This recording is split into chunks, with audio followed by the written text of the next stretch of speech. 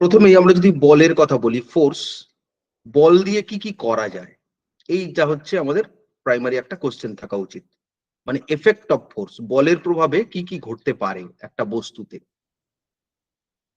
তাকে আমরা বলছি বলের প্রভাব বা এফেক্টস অফ ফোর্স। তো বলের প্রভাবে একটা বস্তুতে মূলত 4 ধরনের ঘটনা ঘটতে পারে। প্রথম কথা কি হতে পারে না, বস্তুটার যে গতিবেগ বা মোশন সেটার চেঞ্জ হতে পারে। উদাহরণস্বরূপ, আমরা যখন একটা গাড়িকে অ্যাক্সিলারেট করি তখন তার বেগ বৃদ্ধি পায়। গাড়ির অ্যাক্সিলারেটরে চাপ দিলে, অ্যাক্সিলারেট করা মানে কি গাড়িতে ত্বরণ সৃষ্টি হয়, তখন গাড়ির যে স্পিড সেটা বাড়ে, স্পিড ইনক্রিজ, আমি এই সিম্বল দিয়ে দেখালাম। আবার গাড়িতে যখন ব্রেকিং করা হচ্ছে তখন কি হয় না, গাড়ির স্পিড কমে যায়। ব্রেক করলে গাড়িতে মন্দন সৃষ্টি হয়, ফলে গাড়ির স্পিড ডিক্রিজ হয়, কমে যায়।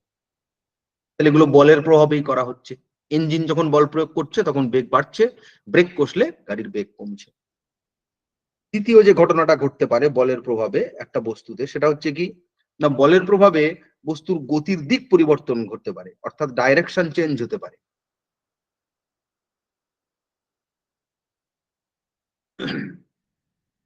এবং এই উদ্দেশ্যেই গাড়িতে যে স্টিয়ারিং বা হ্যান্ডেল এগুলো প্রোভাইড করা হয়, যাতে ওখানে বল প্রয়োগ করে প্রয়োজন মতো আমরা গতির দিক পরিবর্তন করতে পারি। তৃতীয়ত আর একটা জিনিস ফোর্স করতে পারে, সেটা হচ্ছে কি বডির শেপ চেঞ্জ করতে পারে।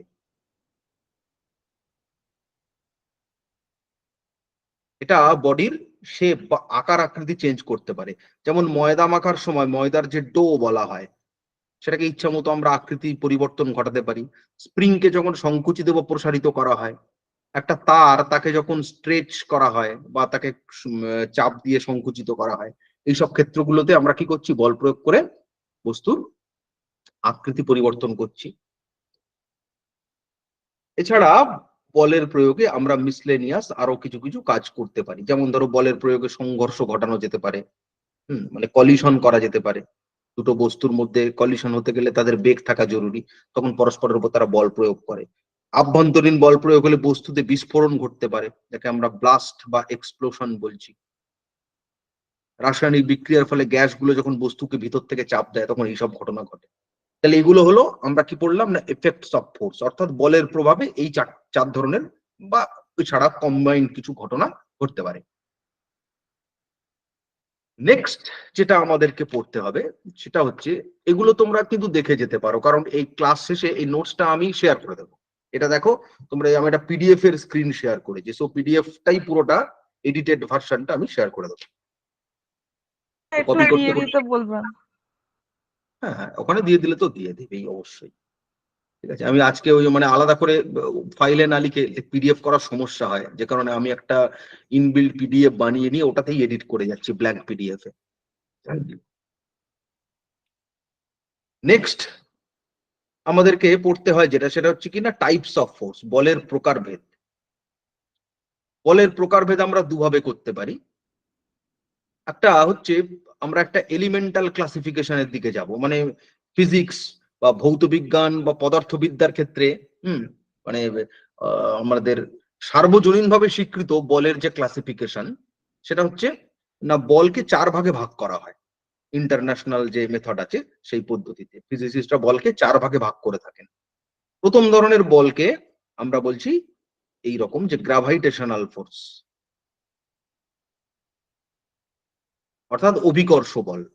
এটা কখন কাজ করে না, বিটুইন টু মাসেস, দুটো যে কোনো বস্তুর যদি ভর থাকে তবেই তাদের মধ্যে এই বলটা কাজ করে। দ্বিতীয় প্রকার যে বল, সেটা হচ্ছে ইলেকট্রোম্যাগনেটিক ফোর্স, তড়িৎ চুম্বকীয় বল। এক্ষেত্রে প্রমাণিত হয়েছে তড়িৎ বল এবং চুম্বক বল এরা পরস্পরের পরিপূরক। সেই জন্য দুটো আধানের মধ্যেও এই বল কাজ করে, অর্থাৎ দুটো চার্জ বডি, তারা যাক ইলেকট্রন আর প্রোটন, এদের মধ্যেও এই বল কাজ করবে। আবার দুটো ম্যাগনেটের মধ্যেও এই বল কাজ করতে পারে। আবার একটা চার্জের সঙ্গে একটা ম্যাগনেট, তাদের ক্ষেত্রেও এই বলটা কাজ করতে পারে। দুটো আধান বা দুটো ম্যাগনেট বা একটা আধান এবং একটা ম্যাগনেট, তাদের মধ্যে এই ধরনের বল কাজ করে, ইলেকট্রোম্যাগনেটিক ফোর্স বলছি আমরা। এই ফোর্স দুটো, এই যে 1 আর 2, পাশে এটা নোট রাখা দরকার, 1 নাম্বার এবং 2 নম্বর ফোর্স, এদেরকে বলা হয় লং ডিস্টেন্স ফোর্স। কারণ এই ফোর্সগুলো অনেক দূর থেকে ক্রিয়াশীল হতে পারে। একটু খেয়াল করলেই আমরা বুঝতে পারবো পৃথিবী আর সূর্য কত দূরে আছে, তবুও তাদের মধ্যে গ্র্যাভিটেশনাল ফোর্স কাজ করে, অভিকর্ষ বল। দুটো আহিত বস্তু অনেক দূরে থাকলেও তাদের সংস্পর্শ না হলেও এই বল কাজ করতে পারে, তাই এদের নাম লং ডিস্টেন্স ফোর্স। 1 নম্বর এবং 2 নম্বর বলের নাম। এছাড়া আরো দুটো বল রয়েছে, 3 নম্বর এবং 4 নম্বর বল। নাম্বার 3 হচ্ছে স্ট্রং ফোর্স, বা এর আরেক নাম নিউক্লিয়ার ফোর্স, নিউক্লিয় বল। এই বলই হচ্ছে সেই বল যা নিউক্লিয়ন গুলোকে আটকে রাখে, মানে অ্যামং নিউক্লিয়নস। যে কোনো পরমাণুর নিউক্লিয়াসের মধ্যে যে প্রোটন এবং নিউট্রন গুলো একত্রে থাকে, তারা কিভাবে থাকে? প্রোটন গুলোর মধ্যে তো সমআদান বিকর্ষণ করে, তা সত্ত্বেও একটা শক্তিশালী বল ওদেরকে একত্রিত করে রাখে। এই বলটাই হচ্ছে স্ট্রং ফোর্স বা নিউক্লিয়ার ফোর্স। আর 4 নম্বর বল হচ্ছে উইক ফোর্স, দুর্বল ফোর্স। যখন বিটা ডিকে হয় বা বিটা রেডিয়েশন হয়, বিটা কণার নিঃসরণ ঘটে পরমাণুর নিউক্লিয়াস থেকে, তখন এই বলের প্রভাবেই সেটা ঘটে। এই 3 এবং 4 নম্বর ফোর্স গুলোকে বলা হয় শর্ট ডিস্টেন্স ফোর্স, কারণ এগুলো অত্যন্ত ক্ষুদ্র স্থানে কাজ করে। পরমাণু নিউক্লিয়াস সেই অঞ্চলেই এরা কাজ করে। পরমাণু নিউক্লিয়াসের বাইরে এই ফোর্স গুলোর কোনো অস্তিত্ব নেই, তাই আমরা এই ফোর্স গুলোকে সরাসরি অনুভব করতে পারি না।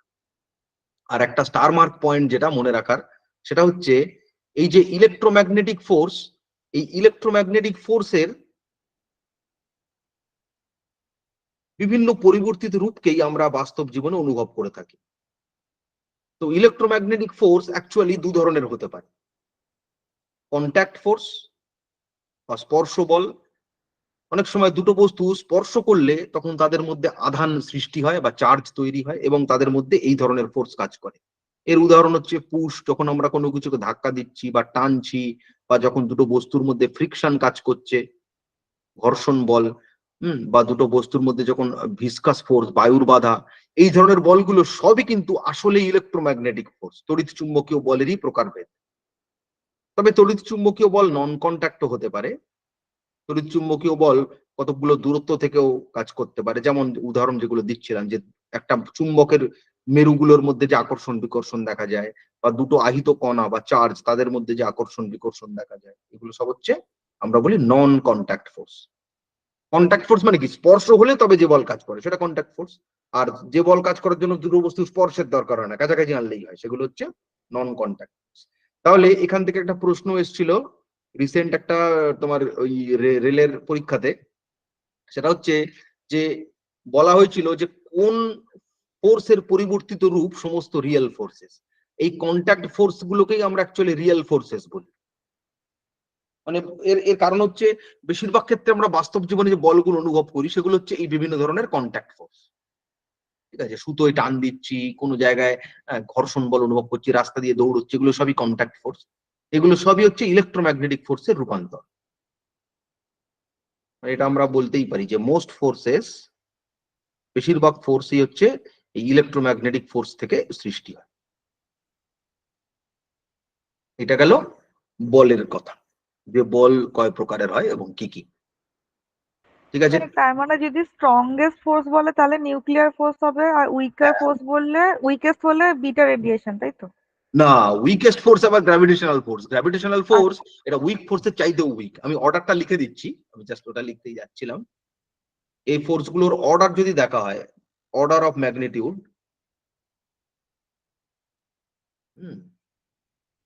অর্ডার স্যার অফ এই ভিসকাস ফোর্সটা একটু বলবেন, মানে কন্ট্যাক্ট ফোর্সের মধ্যে যে ভিসকাস সবগুলোই যেটা বলবো, আছে ইলেকট্রোম্যাগনেটিক। সবগুলোই বলবো। ফোর্স আজকে ক্লাসটাই তো ফোর্স নিয়ে। তো এই যে বলগুলোর কথা হলো, উপরে যে 4 ধরনের বলের কথা লেখা হলো, গ্র্যাভিটেশনাল, ইলেকট্রোম্যাগনেটিক, নিউক্লিয়ার আর উইক ফোর্স, এদের অর্ডার অফ ম্যাগনিটিউড যদি সাজানো যায় ক্ষুদ্রতম থেকে বৃহত্তম, তাহলে এদের মধ্যে সবচেয়ে উইক ফোর্স হচ্ছে গ্র্যাভিটেশনাল ফোর্স। যে কারণে ছোট ছোট বস্তুর মধ্যে গ্র্যাভিটেশনাল ফোর্সের অস্তিত্বই বোঝা যায় না। তবে বস্তুটা খুব বড় হলে তখন আবার তার মধ্যে গ্র্যাভিটেশনাল ফোর্স বোঝা যায়। যেমন বড় বড় যে পৃথিবী, সূর্য, গ্রহ, নক্ষত্র, চন্দ্র, এগুলোর মধ্যে এই বলটা বুঝতে পারা যায়। গ্র্যাভিটেশনাল ফোর্সের চাইতে তুলনামূলক শক্তিশালী বল হচ্ছে উইক ফোর্স, যদিও নামে উইক। এটা উইক এই সেন্সে রাখা হয়েছে, নিউক্লিয়াসের মধ্যে দুটো বল কাজ করে, একটা হচ্ছে নিউক্লিয়ার ফোর্স যার নাম স্ট্রং ফোর্স, তো অন্যটা উইক ফোর্স, সেন্সটা এই। উইক ফোর্সের চাইতে শক্তিশালী হচ্ছে ইলেকট্রোম্যাগনেটিক ফোর্স ইএম ফোর্স, আর সবচেয়ে শক্তিশালী হচ্ছে ওই যে স্ট্রং ফোর্স বা নিউক্লিয়ার ফোর্স, যা কিনা প্রোটন গুলোকে অত ছোট জায়গার মধ্যে আবদ্ধ রাখতে পারে।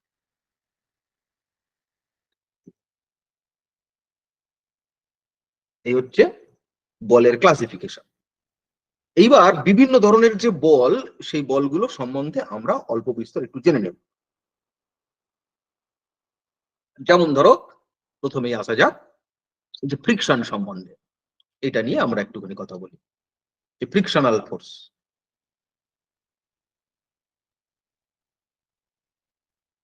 ফ্রিকশন বা ঘর্ষণ।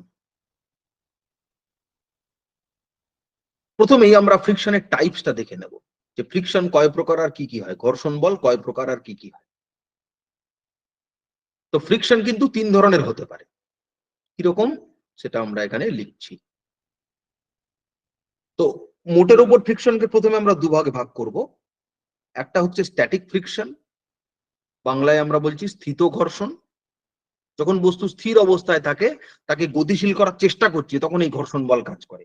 উদাহরণস্বরূপ, একটা বড় বাক্স বা রাস্তায় দাঁড়িয়ে থাকে একটা বড় গাড়ি, ধরা যাক একটা বাস দাঁড়িয়ে আছে, মানুষের একার হাতে সেটাকে ঠেলে সরানো খুবই কঠিন, কারণ ওই বাস আর মাটির মধ্যে ঘর্ষণ বল কাজ করছে। যেই ঠেলতে যাচ্ছি, সঙ্গে সঙ্গে ঘর্ষণ বলটা কাজ করছে, ওটা হচ্ছে স্থিত ঘর্ষণ। কিন্তু বস্তু যদি গতিশীল হতে শুরু করে, সেই অবস্থায় যে ঘর্ষণ বল কাজ করে তাকে আমরা বলি কাইনেটিক ফ্রিকশন বা গতীয় ঘর্ষণ। এবার এই কাইনেটিক ফ্রিকশন আবার 2 ধরনের হতে পারে।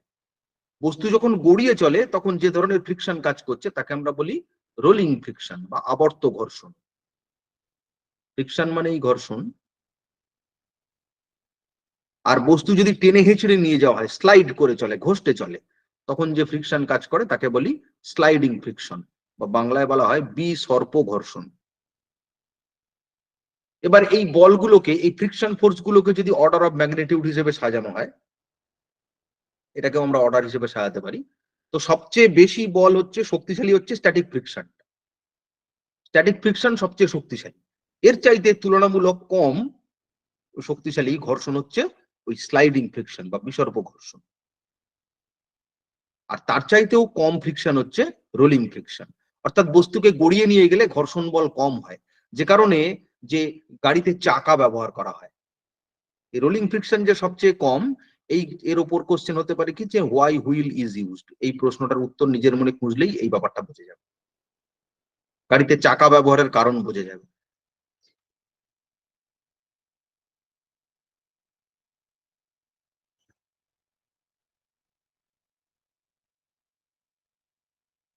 এবার ফ্রিকশনের ফিচার, এই ফ্রিকশন ফোর্সের কয়েকটা ইম্পর্টেন্ট ফিচার আছে। তাহলে টাইপস দেখে নিলাম, অর্ডার দেখে নিলাম। এবার আমরা আসছি ঘর্ষণ বলের কয়েকটা বিশেষ বৈশিষ্ট্য সম্বন্ধে। যেমন ধরো, একটা কথা বলা হয় যে ফ্রিকশন ইজ নেসেসারি এভিল। ঘর্ষণ বল প্রয়োজনীয় শত্রু, নেসেসারি ইভিল। কেন এর কথা কেন বলা হয়? এর কারণ হচ্ছে, ঘর্ষণ বল আমাদের অনেক ক্ষতি করে ঠিকই, কিন্তু ঘর্ষণ বল আবার প্রয়োজন আছে। বস্তুর গতি সৃষ্টি করার জন্য ঘর্ষণ বল দরকার। একটা উদাহরণ দিই, মানে নেসেসারি ইভিল বলার কারণ হচ্ছে ইম্পর্টেন্ট ফর মোশন, গতি সৃষ্টি করতে ঘর্ষণ বল দরকার। এর কারণটা উদাহরণ দিলে যে কেউ বুঝতে পারবে। কিন্তু সমস্যা হচ্ছে, ঘর্ষণ বল থেকে ওয়্যার অ্যান্ড টিয়ার হয়, মেশিনারি, বিভিন্ন টুলস, সেগুলোর ক্ষয় ঘটতে থাকে। ঘর্ষণ বল চলার জন্য যে কেন জরুরি, তার একটা সহজ এক্সাম্পল নেওয়া যাক। ধরা যাক কোনো জায়গাতে এরকম মাটিতে বরফ পড়েছে, আইস জমেছে মাটিতে, বা একটা বরফের স্ল্যাব আছে। এবার এর উপরে যদি একজন লোক চলতে চায়, একজন মানুষ, তাহলে সে কিন্তু ভালোভাবে হাঁটতে পারবে না এর উপরে একজন মানুষ হাঁটতে গেলে। কারণ মানুষ যেই মাটিতে পা ফেল, মনে করো এই ব্যক্তি বাম দিকে যেতে চাইছে, সে চাইছে বাম দিকে যেতে, অর্থাৎ তার গতি হওয়া দরকার বাম দিকে। তাহলে পেছনের পাটা যখন মাটিতে ফেলছে, সে পেছনের পা দিয়ে পিছন দিকে একটা ফোর্স প্রয়োগ করবে। নিউটনের 3য় সূত্র অনুযায়ী মাটিও তার উপরে সমান ও বিপরীতমুখী একটা বল প্রয়োগ করবে, ওটাই হচ্ছে ঘর্ষণ বলটা। অর্থাৎ এদিকে তার একটা ফ্রিকশন দরকার। তা ফ্রিকশন যদি যে ফোর্স সে দিচ্ছে তার চেয়ে কম হয়, তাহলে পড়ে যাবে। তো আইসে কি হয়, বরফের ক্ষেত্রে ফ্রিকশনটা খুব কম, লো ফ্রিকশন। সেই জন্য স্লিপিং হবে, মানুষ স্লিপ করতে শুরু করবে। কলার খোসায় পা দিলেও পড়ে যায় একই কারণে। আমি যেই হাঁটতে যাব কলার খোসার উপরে, আমি পা দিয়ে ওর উপর যে বল দিচ্ছি, কলার খোসা আমাকে অতটা ফিরতি বল দিতে পারবে না, তাই আমি পা দিলেই পা পিছলে যাবে। সামনে হাঁটতে গেলে পা দিয়ে তো পিছনে চাপ দিতে হবে। তো বরফের উপর হাঁটা যায় না এই কারণে। ওরকম খুব মসৃণ কোনো পেপার হলে, অয়েল পেপার, যেমন অয়েল পেপারে লেখা যায় না। অয়েল পেপারের ওপর পেন দিয়ে লিখতে গেলে সেটা কাজ করে না, পেন ডাজ নট ওয়ার্ক। এর সবই উত্তর হচ্ছে এইখানটা লুকিয়ে আছে, যে ফ্রিকশন দরকার। তাহলে লিখতে গেলে ফ্রিকশন দরকার, হাঁটতে গেলে ফ্রিকশন দরকার দেখছি। তাহলে ফ্রিকশন ইম্পর্টেন্ট, প্রয়োজন। কিন্তু ফ্রিকশনের সমস্যা হচ্ছে কি, ফ্রিকশন থেকে ওয়্যার অ্যান্ড টিয়ার হয়, কোনো জিনিস ক্ষয় হয়, বিভিন্ন জিনিস। কারণ ঘর্ষণের ফলে দুটো বস্তু তল যখন সংস্পর্শে এসে ঘষতে থাকবে, তখন তারা ক্ষয়ে যেতে থাকে। যে কারণে দীর্ঘদিন পর গাড়ির গিয়ার বক্স, ক্লাচ প্লেট, এগুলো বিভিন্ন আস্তে আস্তে ক্ষয়ে যেতে থাকে, তখন চেঞ্জ করার দরকার হয়। ব্যবহারের ফলে আমাদের জুতো আস্তে আস্তে ছিঁড়ে যায়, কেন? এই ক্ষয়ে যাওয়ার কারণে। জুতো সোল আস্তে আস্তে ক্ষয়ে যায় ওই ফ্রিকশনের ফলে। গাড়ির টায়ার ক্ষয়ে যায় ওই ফ্রিকশনের ফলে। সেই জন্য ফ্রিকশনকে বলছি আমরা নেসেসারি ইভিল, প্রয়োজন, কিন্তু আবার তার ক্ষতিকর দিক রয়েছে। তো অনেক ক্ষেত্রে ফ্রিকশন প্রয়োজন হলেও প্রয়োজনের অতিরিক্ত ফ্রিকশন যেখানে আছে সেটা মিনিমাইজ করার দরকার পড়ে। অর্থাৎ এমন কিছু মেথড আছে যেটা প্রয়োগ করে ফ্রিকশনকে কমানো যায়। তাদের আমরা বলছি কি, methods to reduce friction. Methods to reduce friction, friction কমাবার কিছু উপায়। ফ্রিকশন কমাবার প্রধান প্রধান উপায় কি? যেমন 1 নম্বর হচ্ছে পলিশিং। পেন্টের সাহায্যে যখন পলিশ করা হয় কোনো জিনিসের উপরে, তখন কি হয়, সেটা তার উপর ফ্রিকশন কমে যায়। অনেক ক্ষেত্রে মেটাল পালিশ দেওয়ার দরকার হয়, যেমন লোহার উপর। পলিশিং এন্ড প্লেটিং দুটো আমি একসঙ্গেই লিখছি। একটা ধাতু আমি চাইছি না সেটা ক্ষয়ে যাক, তাহলে তার উপরে পেন্ট করে দেবো, বা পালিশ করে দেবো, বা প্লেটিং করে দেবো। এই তিনটে একটাই পয়েন্ট লেখা যেতে পারে, রং করা, মেটাল প্লেটিং করে দেওয়া, বা পালিশ করে দেওয়া। এগুলোর সাহায্যে ফ্রিকশন বা ঘর্ষণ কমানো যায়। ঘর্ষণ কমাবার আরেকটা উপায় হচ্ছে বেয়ারিং ব্যবহার করা।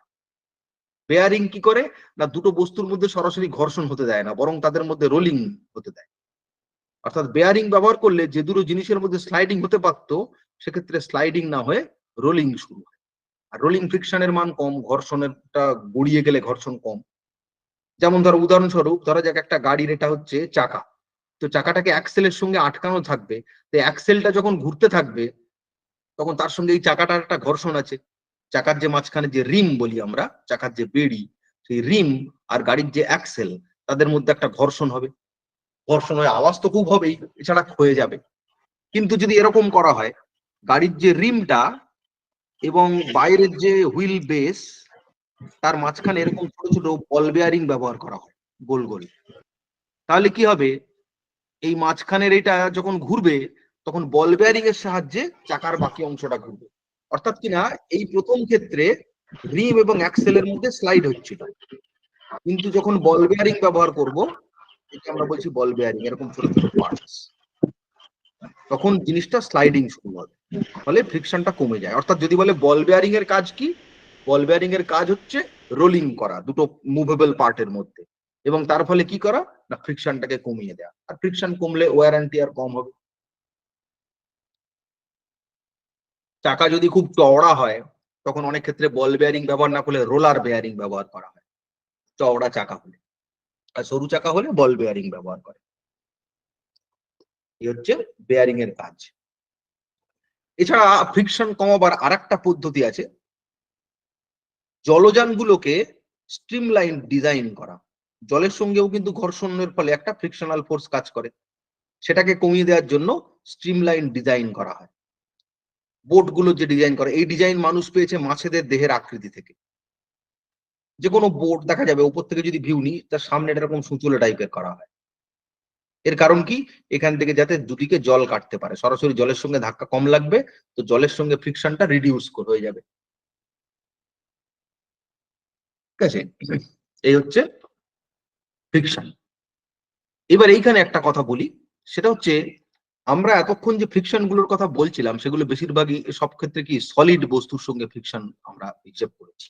অর্থাৎ যখন সলিডের সঙ্গে সলিড, কঠিনের সঙ্গে কঠিন বস্তুর মধ্যে কন্ট্যাক্ট হবে এবং তার জনিত ঘর্ষণ বল হবে, তখন সেটাকে আমরা বলছি ফ্রিকশন। এবং এই ফ্রিকশনের আর এক নাম ড্রাই ফ্রিকশন বা শুষ্ক ঘর্ষণ। কিন্তু যদি ফ্লুইড টু ফ্লুইড ঘর্ষণ হতে থাকে, অর্থাৎ ধরো দুটো তরলের মধ্যে বা দুটো গ্যাসের মধ্যে যে ঘর্ষণ হয়, একটা তরল স্তর একটা তরলের নিজেদের মধ্যেও ঘর্ষণ হতে পারে। ধর নদীতে যখন জল প্রবাহ হচ্ছে, পাইপের মধ্যে যখন একটা কোনো বটলিং প্ল্যান্ট, ধরো কোকোকোলার বটলিং প্ল্যান্ট, সেখানে পাইপের মধ্যে দিয়ে কোকোকোলা যখন ফ্লো হচ্ছে, তখন কোকোকোলার যে লিকুইডটা ফ্লো হচ্ছে তারাও কিন্তু তাদের নিজেদের মধ্যে ফ্রিকশন আছে। তো ফ্লুইড ফ্লুইড যে ফ্রিকশন, তাকে আমরা অনেক সময় ওয়েট ফ্রিকশন বা ভিসকাস ফোর্স বলে থাকি। এই ওয়েট ফ্রিকশনের অপর নাম ভিসকাস ফোর্স।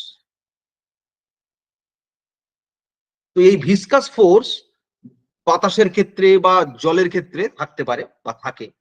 তো জলের বাতাসের মধ্যে দিয়ে যখন একটা গাড়ি এগিয়ে যায়, তখন তার উপরে যে ভিসকাস ফোর্স কাজ করে তাকে আমরা অনেক সময় ড্র্যাগ বলি। একটা ধরো গাড়ি, সেটা বাতাসের মধ্যে দিয়ে এগিয়ে যাচ্ছে, নর্মাল রাস্তায় যখন ডান দিকে যাচ্ছে, গাড়িটার বেগ যত বেশি হবে এর উপরে পিছন দিকে যে ভিসকাস ফোর্স, এফ ভি বলছি, সেটাও তত হাই হবে। ধরো ভি হচ্ছে গাড়িটার স্পিড বল, এই স্পিড যত বাড়িয়ে দেওয়া যাবে তত গাড়ির উপর ভিসকাস ফোর্সও বাড়বে। স্পিড বাড়ালে ভিসকাস ফোর্সও বৃদ্ধি পায়। অর্থাৎ গাড়ি যত স্পিডে যাবে তার উপরে বায়ুর বাধা, ভিসকাস ফোর্সটা এখানে আমরা বায়ুর বাধা বলে কল্পনা করতে পারি। বাতাস যে বাধা দেয়, যাকে আমরা এয়ার রেজিস্ট্যান্স বলি, সেই জিনিসটা হচ্ছে যে বলের কারণে বাতাস বাধা দেয় গাড়ির গতিকে, সেই বলটাই হচ্ছে ভিসকাস ফোর্স। ভিসকাস ফোর্সের বৈশিষ্ট্য কি না, এটা হচ্ছে বেগের সঙ্গে সমানুপাতিক হয়। গাড়ির বেগ যত বাড়বে ভিসকাস ফোর্স তত বাড়বে। এটা কমানোর জন্যও এই স্পোর্টস কার গুলোকে স্ট্রিমলাইন ডিজাইন করা হয়। এবং বায়ুর বাধা কমানোর যে টেকনিক তাকে বলা হয় এরোডাইনামিক্স। একটু খেয়াল করলে দেখা যাবে যেগুলো স্পোর্টস কার, যেমন হচ্ছে ফেরারি, ম্যাকলারেন, হ্যাঁ, তারপরে মার্সিডিজ, এইসব কোম্পানিগুলো তাদের যে দামি দামি গাড়িগুলো তৈরি করে, সেগুলো অনেকটা সামনে করা থাকে। অর্থাৎ এটা ধরো গাড়ির ব্যাক সাইডটা এরকম হলো নর্মালি যেরকম আছে, সামনের অংশটা অনেকটা এরকম সুচুলো টাইপের করা থাকে গাড়ির বনেটের দিকটা থেকে, ড্রাইভারের বসার জায়গাটা থেকে দেখবে এইরকম টাইপের হয় সামনেটা। এর কারণ হচ্ছে ওইটা, যে এরোডাইনামিক। এটা করলে কি হয় না, ভিসকাস ফোর্সটা কমানো যায়। একই কারণে জাপানে যে বুলেট ট্রেন, সেগুলোর বিশেষ ধরনের শেপ, বা চীনে যে ম্যাগলেভ ট্রেন গুলো চলে, এগুলোরও শেপ দেখলে দেখা যাবে সামনেটা, ট্রেনটার সামনে এরকম অনেকটা এরকম লম্বা মতন শেপ দেওয়া হয়। এর কারণ এই একই, এই এরোডাইনামিক শেপ বলা হয়, এরোডাইনামিক্স ডিজাইনিং করা হয়। ঠিক আছে, যেসব পাখিরা আকাশে দ্রুত বেগে উড়ে, যেমন বাজ পাখি বা হচ্ছে ঈগল পাখি, এদেরও কিন্তু ওই প্রাকৃতিক ভাবে এদের এরোডাইনামিক শেপ আছে, এবং সেই শেপটা এদেরকে বায়ুর বাধা কমাতে সাহায্য করে। এটাও একটা কারণ যে ওরা অত জোরে উঠতে পারে। যে পাখির দেহ যত বেশি এরোডাইনামিক বা স্ট্রিম লাইন, সেই পাখি তত বেশি জোরে উঠতে পারবে, বায়ুর বাধা কত কম হবে।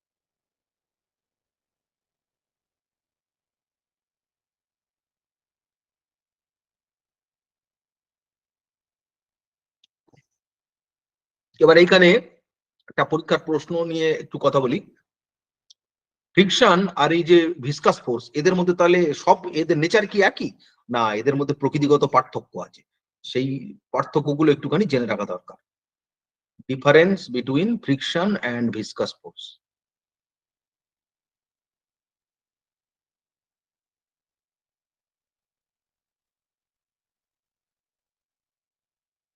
ব্যাপারটা হচ্ছে, নাম্বার ওয়ান ধরো, যেটা ফ্রিকশনাল ফোর্স, ফ্রিকশনাল ফোর্সকে আমি ছোট হাতের এফ দিয়ে লিখছি, আর ভিসকাস ফোর্সকে এফ ভি সিম্বল দিয়ে লিখছি, তাহলে বুঝতে সুবিধা। তো যেটা ফ্রিকশনাল ফোর্স, সেটা কিন্তু দুটো বস্তু কতটা তল সংস্পর্শে আছে, মানে কন্ট্যাক্ট এরিয়া, তার উপরে ডিপেন্ড করে না, তার উপরে নির্ভর করে না। ফ্রিকশনাল ফোর্স বা ঘর্ষণ বল একটা বস্তুর কতটা অংশ, দুটো তল কতটা সংস্পর্শে আছে তার উপর নির্ভর করে। অন্যদিকে ভিসকাস ফোর্স কিন্তু এই কন্ট্যাক্টের উপরে নির্ভর করে, কন্ট্যাক্ট এরিয়ার উপর নির্ভর করে। যত বেশি সংস্পর্শে আসবে একটা বস্তুর বা তরল বা গ্যাসের, তত তার উপর ভিসকাস ফোর্স বেশি হয়। 2 নম্বর পয়েন্ট হচ্ছে, ফ্রিকশনটা কেবলমাত্র নর্মাল রিয়াকশনের উপর ডিপেন্ড করে, লম্ব প্রতিক্রিয়া বলের উপর, অর্থাৎ বলতে পারো গাড়ির ওজনের উপর, ওয়েটের উপর নির্ভর করে। যে গাড়ির এফেক্টিভ ওয়েট যত বেশি, তার উপর ফ্রিকশনও তত বেশি হয়। এটা অবশ্য ভিসকাস ফোর্সের ক্ষেত্রেও প্রযোজ্য। এর একটা কমন উদাহরণ দিই, এই যে ট্রেন গুলো যায়, ভালো করে খেয়াল করলে দেখবে একটা ট্রেন, সেটা তো প্রচন্ড ভারী। ট্রেনের চাকাগুলোর কতটা অংশ রেল লাইন স্পর্শ করে থাকে? খুবই সামান্য একটা অংশ, একটা বিন্দুতে চাকাগুলো রেল লাইনকে টাচ করে, তাতে কিন্তু ট্রেনটা স্লিপ করে না চলার সময়। তার কারণ কি? দেখে তো মনে হতে পারে যে তলগুলো চকচকে হলে তো ফ্রিকশন কম হবে, স্লিপ করার কথা, কিন্তু ওই যে ট্রেনের ওজন প্রচন্ড বেশি, ওই ওজনই যথেষ্ট ফ্রিকশন বা ঘর্ষণ বল সাপ্লাই দিতে পারে, ফলে ট্রেনের চাকা ঘোরার সময় পিছলে যায় না।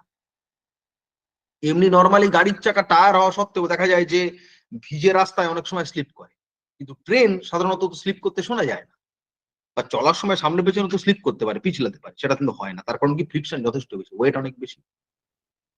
আর 3 নম্বর পয়েন্ট যেটা মনে রাখা, সেটা হচ্ছে ফ্রিকশনটা, এটা গাড়ির স্পিড কত তার উপর ডিপেন্ড করে না, গাড়ি কত জোরে চলছে তার উপরে ফ্রিকশন ডিপেন্ড করে না, ভিসকাস ফোর্সটা কিন্তু এর উপরে ডিপেন্ড করে। আর এইখানেই একটা মজার ব্যাপার, একটা গাড়ির স্পিডোমিটারে যে ম্যাক্সিমাম স্পিড লেখা থাকে, স্পিডোমিটারে যে ম্যাক্সিমাম স্পিডটা লেখা থাকে, আর গাড়ি, ধরো একটা স্পিডোমিটারে ম্যাক্সিমাম স্পিড আছে ভি, আর অন রোড রাস্তায় চালাবার সময় গাড়ির যে ম্যাক্সিমাম স্পিড তোলা সম্ভব, ধরো সেটা হচ্ছে ইউ বললাম। তো মনে রাখতে হবে ইউ আর ভি কিন্তু কোনোদিনও সমান হতে পারে না, ইউ সবসময় ভির চাইতে কম হবে। তার মানে একটা গাড়ির স্পিডোমিটারে ম্যাক্সিমাম যে স্পিড লিমিটটা বসানো থাকে, কাঁটাটা কোনোদিনই রাস্তায় চালিয়ে সেখানে রিচ করানো যায় না। এর কারণ কি? কারণ গাড়ি যখন ম্যাক্সিমাম স্পিড কত উঠছে টেস্ট করা হয়, তখন গাড়িটাকে বিশেষ ফেসিলিটির মধ্যে শূন্যে ঝুলিয়ে টেস্ট করা হয়, রাস্তায় চালিয়ে টেস্ট করা হয় না। স্পিডোমিটার ওই ফিগারটা দেয়া থাকে। গাড়ি যেই রাস্তায় চলে তো ফ্রিকশন আছে, এয়ার রেজিস্ট্যান্স আছে, মানে ভিসকাস ফোর্স আছে, তাহলে দুটো বিরুদ্ধ বল কাজ করছে গাড়ির উপর, এরা গাড়ির সর্বোচ্চ বেগ মিটারে যা আছে সেটা উঠতে বাধা দেয়। তাহলে স্পিডোমিটারের কাঁটায় সর্বোচ্চ যে গতিবেগ লেখা থাকে, মানে কাঁটাওয়ালা অ্যানালগ স্পিডোমিটার যদি হয়, রাস্তায় অন রোড স্পিড কোনোদিনই সেখানে রিচ করতে পারে না। এটাই হচ্ছে কারণ। এই ফ্রিকশন আর ভিসকাস ফোর্স এরা সবসময় বাধা দিচ্ছে, গতি যেদিকে তার উল্টো দিকে এরা কাজ করছে। এই গেল মোটামুটি ফ্রিকশনাল ফোর্সের আলোচনা, ঠিক আছে? আচ্ছা, এখানে আরেকটা গুরুত্বপূর্ণ জায়গা ফিজিক্সের ক্ষেত্রে, সেটা হচ্ছে কি নিউটনের সূত্রগুলো, নিউটনস লস। নিউটনের সূত্রগুলো কম বেশি সবার জানা, আমি স্টেটমেন্ট লিখে সময় নষ্ট করব না, আমরা দেখবো যে কোন সূত্র থেকে কি কি জানা যায় সেই বিষয়গুলো। তো আমরা জানি নিউটনের 3টে সূত্র, গতিসূত্র, ফার্স্ট ল, প্রথম সূত্র। নিউটনের প্রথম সূত্রে কি বলা হচ্ছে না, বাইরে থেকে বল প্রয়োগ না করলে স্থির বস্তু চিরকাল স্থির থাকে, গতিশীল বস্তু চিরকাল সমবেগে গতিশীল থাকে, এই কথা। তো ফার্স্ট ল থেকে আমরা কি কি বিষয় জানতে পারি? তাই না, দুটো বিষয়। 1 নম্বর হচ্ছে ডেফিনিশন অফ ফোর্স,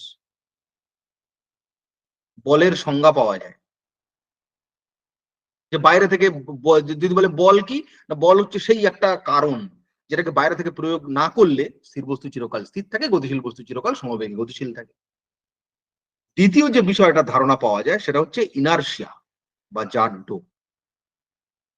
এই জাড্যের ধারণাটা প্রথম সূত্র থেকে পাওয়া যায়, এই জন্য প্রথম সূত্রকে আর এক নাম হচ্ছে জাড্যের সূত্র, প্রথম সূত্রের অপর নাম। তাহলে বল প্রয়োগ না করলে যে স্থির বস্তু চিরকাল স্থির থাকতে চায়, তার যে স্থির থাকার টেন্ডেন্সি, বা গতিশীল বস্তু চিরকাল সমবেগে গতিশীল থাকতে চায়, তার যে গতিশীল থাকার টেন্ডেন্সি, ওই টেন্ডেন্সি বা প্রবণতাটাই হচ্ছে বস্তুর জাড্য ধর্ম। মনে রাখতে হবে জাড্য কিন্তু একটা প্রপার্টি, ধর্ম, এটা কিন্তু কোনো ফিজিক্যাল কোয়ান্টিটি না। আমরা ভৌত রাশি আগের দিন পড়লাম, ফিজিক্যাল কোয়ান্টিটি কিন্তু নয়। তাহলে জাড্য পরিমাপ করবে কি করে? জাড্যকে বস্তুর ভর দ্বারা পরিমাপ করা হয়, মাস বা ভর দ্বারা পরিমাপ করা হয়। অর্থাৎ বলা হয় যে বস্তুর ভরই জাড্যের পরিমাপ, much is indicative of inertia, এই কথাটা আমরা বলে থাকি। এর কারণ কি? যে বস্তু যত ভারী তার জাড্য ধর্ম তত বেশি, তাকে ঠেলে সরানো তত কঠিন, চলতে শুরু করলে তাকে থামানো তত কঠিন। যেমন একটা সাইকেল হাতের ব্রেক দিয়ে থামানো যায়, কিন্তু একটা ট্রাক অনেক ভারী, তাই চলতে শুরু করলে একবার তার গতিশীল থাকার প্রবণতা বেশি, তাকে থামাতে গেলে এয়ার ব্রেক ব্যবহার করতে হয়, বা হচ্ছে লিকুইড সাসপেনশন ওয়ালা স্পেশাল ব্রেক ব্যবহার করতে হয়, পা দিয়ে চাপ দিতে হয়, সিলিন্ডার ওয়ালা ব্রেক ব্যবহার করতে হয়, তাই না? ট্রেন থামানোর জন্য আরো অনেক শক্তিশালী ব্রেকের দরকার হয়। তাহলে প্রথম সূত্র থেকে আমরা এই দুটো বিষয় জানতে পারি। সেকেন্ড ল, এবং এইখানে বেশ কতগুলো কনসেপচুয়াল জায়গা আছে যার উপরে প্রশ্ন আসে, সেখানটা আগে ক্লিয়ার করি। সেকেন্ড লর স্টেটমেন্ট যেটা বলা হয়েছে যে কি, যদি একটা কোনো অবজেক্ট, যে কোনো বস্তু, তার মোমেন্টাম চেঞ্জ হয়, মানে ভরবেগ, মোমেন্টাম হচ্ছে ভরবেগ, ভরবেগ যদি পরিবর্তন হয় তাহলে কি হয়? ভরবেগের যদি পরিবর্তন হয় তখনই বোঝা যায় বস্তুতে বল প্রযুক্ত হচ্ছে, মানে বল যেদিকে দেওয়া হয় ভরবেগের পরিবর্তন সেদিকে ঘটে।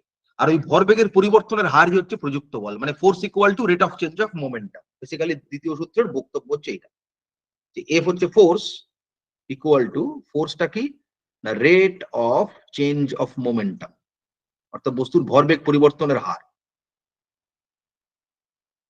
এখান থেকে কিন্তু ছোট ছোট অঙ্ক থাকে, ফলে আমরা এটার ম্যাথমেটিক্যাল ফর্মটা জেনে নেব সেকেন্ড ল। বিষয়টা এরকম সহজেই বর্ণনা করতে পারি। ধরা যাক একটা বস্তুর ভর এম, সেটা প্রথমে ইউ বেগে চলছিল, এরপরে বস্তুটার উপরে মনে করা যাক একটা এফ মানের বল টি সময় ধরে প্রয়োগ করা হলো, তার ফলে ধরা যাক বস্তুটার বেগ পরিবর্তিত হয়ে হলো ভি। তাহলে এক্ষেত্রে বস্তুর ভর বেগের পরিবর্তন, মানে change of momentum, change of momentum সেটা কত হলো? ভর বেগ মানে হচ্ছে ভর আর বেগের গুণফল। তা বস্তুর ভর এম, চূড়ান্ত বেগ ভি, তাহলে চূড়ান্ত ভর বেগ হচ্ছে এম ভি। আর প্রাথমিক বেগ ছিল ইউ, তাহলে প্রাথমিক ভর বেগ ছিল এম ইউ। তাহলে ভরবেগ এখন হয়েছে এমভি, আগে ছিল এমইউ। এমভি মাইনাস এমইউ হচ্ছে ভরবেগের পরিবর্তন। তাহলে rate of change of momentum কত? ভরবেগ পরিবর্তনের হার। রেট মানে কি? সময় দিয়ে ভাগ, এমভি মাইনাস এমইউ বাই টি, যেহেতু টি সময় ধরে পরিবর্তনটা ঘটেছে। নিউটনের দ্বিতীয় সূত্রে বলা হচ্ছে কি, এফ সমান সমান এই MV minus MU by T. অর্থাৎ আরো সংক্ষেপ করে বললে এফ সমান সমান M into V minus U by T, বা এফ সমান সমান এম এ, যে ফর্মটার কথা আমরা জেনেছি। কারণ এ হচ্ছে বস্তুর ত্বরণ, এ হচ্ছে বস্তুর ত্বরণ, ত্বরণ হচ্ছে বেগ পরিবর্তনের হার, ভি মাইনাস ইউ বাই টি, একে আমরা বলি ত্বরণ। এটা তো জানা জিনিস। তো এটা হচ্ছে নিউটনের দ্বিতীয় সূত্র। তাহলে দেখো দ্বিতীয় সূত্রে কিন্তু দুটো রূপ হচ্ছে, আমি একটু বক্স করে দিই। একটা হচ্ছে এটা, এফ সমান সমান M V minus M U by T, মানে ভরবেগের পরিবর্তন যদি বার করা যায় আর সময় দিয়ে ভাগ করা যায় তাহলেও প্রযুক্ত বল পাওয়া যাবে। আর এই 3 নম্বর, এই লাস্ট যেটা লিখেছি, এফ সমান এম এ, বস্তু ত্বরণ আর ভরের গুণফল, এটাও হচ্ছে বল। দুভাবেই কিন্তু বলটা গণনা করা যায়। এখন এই যে সূত্রটা, এফ সমান M V minus M U by T বলি বা এফ সমান এম এ বলি, এটার কিন্তু অনেকগুলো নোট করবার আছে এটার উপরে, মানে ছোট ছোট অনেকগুলো বিষয় রয়েছে এর উপরে। যেমন প্রথম নোট হচ্ছে, রকেট বা জেট, এদের যে ইঞ্জিন গুলো, সেই ইঞ্জিন গুলো এত বেশি হারে জ্বালানি দহন করে যে তাদের ক্ষেত্রে ভরটা স্থির থাকে। এই যে আমি ছবি স্কিমটা নিয়েছি, একটা বস্তুর ভর প্রথমেও ছিল এম, বেগ ইউ, পরে ওই বস্তুর ভর মানে তোমার বেগ পাল্টে ভি হয়েছে, ভরটা এমই থেকে গেছে। এটা সাধারণ গাড়ি ঘোড়ার ক্ষেত্রে প্রযোজ্য, কয়েক সেকেন্ডে গাড়ির ভর তো আর এমন কিছু পরিবর্তন হয় না। কিন্তু রকেট বা জেট ইঞ্জিন গুলো প্রত্যেক সেকেন্ডে কয়েকশো কেজি করে জ্বালানি পুড়িয়ে ফেলতে থাকে, প্রচুর হারে জ্বালানি দহন করে। ফলে এদের ক্ষেত্রে কিন্তু এই MV minus M U by T এটা প্রয়োগ করা যাবে, কিন্তু এফ সমান এম এটা প্রযোজ্য নয়। কারণ কি? এদের ক্ষেত্রে তাহলে রকেট বা জেট ইঞ্জিনের ব্যাপারটা এরকম, ধরো প্রথমে ভর ছিল এম ওয়ান, তখন ওটার বেগ ইউ, খানিকক্ষণ পরে বেগ যখন পাল্টে ভি হবে, তখন রকেটটার বেগ কিন্তু, ভর কিন্তু কমে এম টু হয়েছে। কারণ কি? কারণ জ্বালানি পুড়িয়ে ফেলেছে তো খানিকটা, তাহলে ভরটা কমে যাবে। তাহলে এইবার দেখো এফ বার করতে গেলে এরকম লিখতে হবে, M two V minus M one U by T. এখান থেকে এম কমন নেওয়া যাচ্ছে? যাচ্ছে না, তাহলে V minus T U by T অর্থাৎ এ, এই পদটা আসছেই না। সুতরাং আমরা বলবো রকেট বা জেট ইঞ্জিনের জন্য F not equal to M A. F সমান সমান এম এ সূত্রটা কোথায় প্রযোজ্য নয় যদি প্রশ্ন হয়, তার উত্তর হয়ে গেল এটা, রকেট এবং জেট ইঞ্জিনের জন্য এফ সমান এম এ সূত্র প্রযোজ্য না। তাহলে নিউটনের দ্বিতীয় সূত্র কি প্রযোজ্য না? হ্যাঁ, দ্বিতীয় সূত্র তো প্রযোজ্য। সেকেন্ড ল তো দুটো রূপ না, এই প্রথম রূপ আছে, তার একটা এই রূপ আছে, এফ সমান এম এ। ফার্স্ট ফর্মটা প্রযোজ্য, ভরবেগের পরিবর্তন বাই সময়, ওটা ঠিক আছে, দ্বিতীয় সূত্র খাটে, কিন্তু এফ সমান এম এ এই কথাটা প্রযোজ্য না। এটা অনেকের ভুল হয়, অনেকে মনে করে কোথায় এফ সমান এম এ প্রযোজ্য না, তার দ্বিতীয় সূত্র খাটবে না। কথাটা ভুল, দ্বিতীয় সূত্র খাটছে, কিন্তু এফ সমান এম এ এটা ব্যবহার করা যাচ্ছে না। এছাড়া ইলেকট্রন বা হচ্ছে মিউন, এ ধরনের পার্টিকেল, যারা খুব ক্ষুদ্র পার্টিকেল, অত্যন্ত দ্রুত গতিতে চলে, তাদের ক্ষেত্রেও কিন্তু নিউটনের দ্বিতীয় সূত্র খাটে না। নিউটনিয়ান মেকানিক্স ওখানে ফেল করে, ওখানে কোয়ান্টাম ফিজিক্সের কনসেপ্ট কাজে লাগাতে হয়, নিউটনিয়ান ফিজিক্স ওখানে ইনভ্যালিড হয়ে যায়। খুব ছোট বস্তুর ক্ষেত্রে, মানে যাদের ভর খুব নগণ্য, এরকম ছোট ইলেকট্রন, প্রোটন, তারপরে হচ্ছে নিউট্রন, এদের গতির ক্ষেত্রে নিউটনের দ্বিতীয় সূত্র প্রয়োগ করলে ফলাফল মেলে না।